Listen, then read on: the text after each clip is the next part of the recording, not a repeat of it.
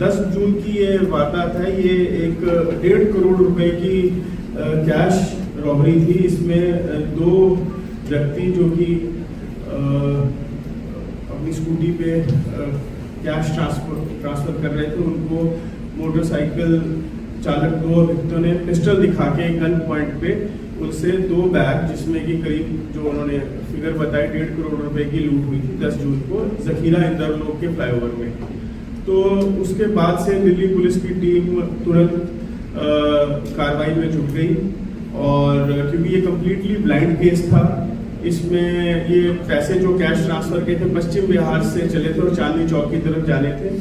और इसमें जैसे इन्वेस्टिगेशन स्टार्ट की थाना सराय रोजा की टीम ने और उनके एसीपी हरिवंश की सुपरविजन में, सिमिलरली एसीपी स्पेशल स्टाफ विशेष की टीम में और उनके इंस्पेक्टर रोहित सारस्वत, उन सबकी टीम्स इसमें डीसीपी नॉर्थ श्री राजा बांथिया के अंडर उनके additional DCP 1 north miss Niharika Bhatt की टीम्स, ये सब उनकी सुपरविजन में डीसीपी राजा बांथिया की टीम इसमें लग गई।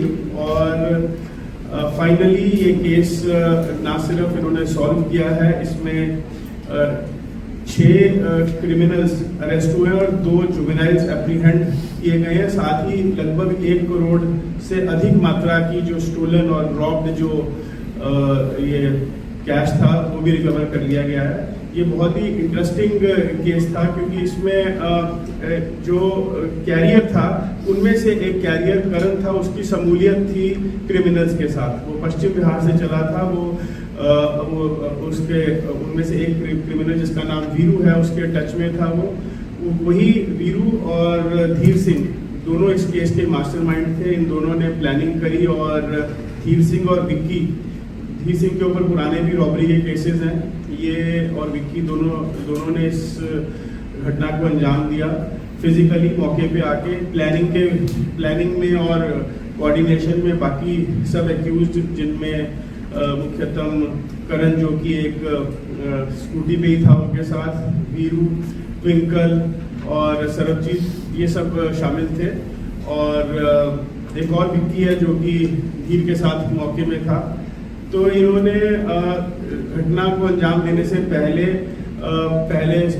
स्कूटी और फिर मोटरसाइकिल एक्सचेंज किया, बाद में स्विफ्ट कार एक्सचेंज करी, ताकि क्योंकि ये छठे हुए क्रिमिनल्स हैं, इनको पता था कि जब पुलिस सीसीटीवी कैमरा देखेगी तब ये उनकी व्हीकल ट्रैक करना चाहेगी। तो इन्होंने घटना को अंजाम देने से पहले भी अपने व्हीकल्स चेंज किए मल्टीपल टाइम्स, कभी स्कूटी, कभी फिर मोटरसाइकिल, फिर कार।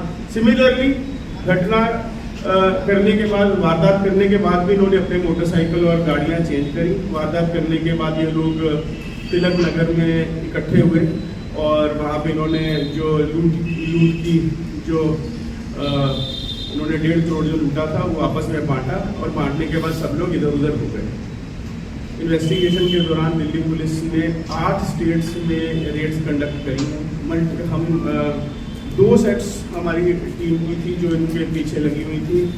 एक वो जो विक्की और धीर सिंह के पीछे लगी हुई थी टीम, जो कि ये पहले राजस्थान चले जाते हैं, राजस्थान से मध्य प्रदेश चले जाते हैं, मध्य प्रदेश से फिर दिल्ली, हरियाणा, यूपी और पंजाब, फाइनली जम्मू एंड कश्मीर और JNK से जब वापस आ रहे होते हैं तो फिर इनको दिल्ली पुलिस की टीम गिरफ्तार कर पाती है, जिसमें धीर सिंह और विक्की थे। और सिमिलरली जो स्कूटी और देने में और मोटरसाइकिल और सब स्विफ्ट कार और देने का इंतज़ाम करने में, प्रोवाइड करने में, और साथ ही इनको बाद में घटना के बाद जो लूट का पैसा था उसको संभालने में जिनका रोल था, दूसरी टीम उसके पीछे लग जाती है और उन सबको भी गिरफ्तार कर लिया गया है। लगभग इस केस में 8 एक्यूज जो हैं अरेस्ट ऑब्लिक एप्रीहेंड हो चुके हैं। तो सारा गैंग इनका बस्ट हो चुका है।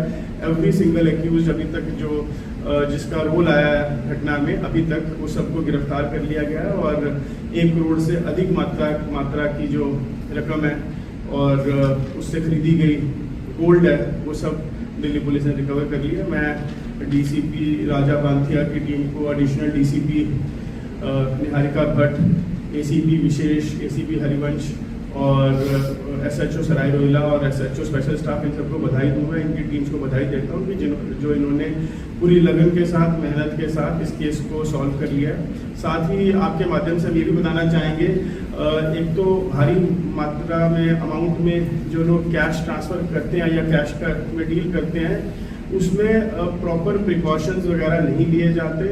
आपके एम्प्लॉयज़ होते हैं, उनकी वेटिंग नहीं की जाती और अमूमन देखा है इस तरह की घटनाओं में कहीं ना कहीं इनसाइडर इन्वॉल्वमेंट रहती है।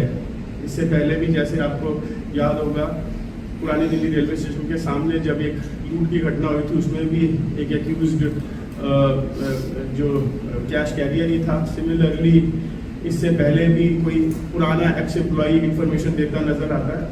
तो एम्प्लॉय की वेटिंग बिल्कुल ज़रूरी है। साथ ही ये भी एक दिल्ली पुलिस की तरफ से मैसेज है, कोई भी इंसिडेंट हो, जितना भी मर्जी बड़ा हो, चाहे बिल्कुल क्लूलेस हो, दिल्ली पुलिस पूरी निष्ठा से अपने कार्य में, इन्वेस्टिगेशन में जुट जाती है। जितना मर्जी ब्लाइंड केस हो, दिल्ली पुलिस उसे सॉल्व भी कर लेती है और विक्टिम को पूरी रिकवरी कराने की कोशिश करती है।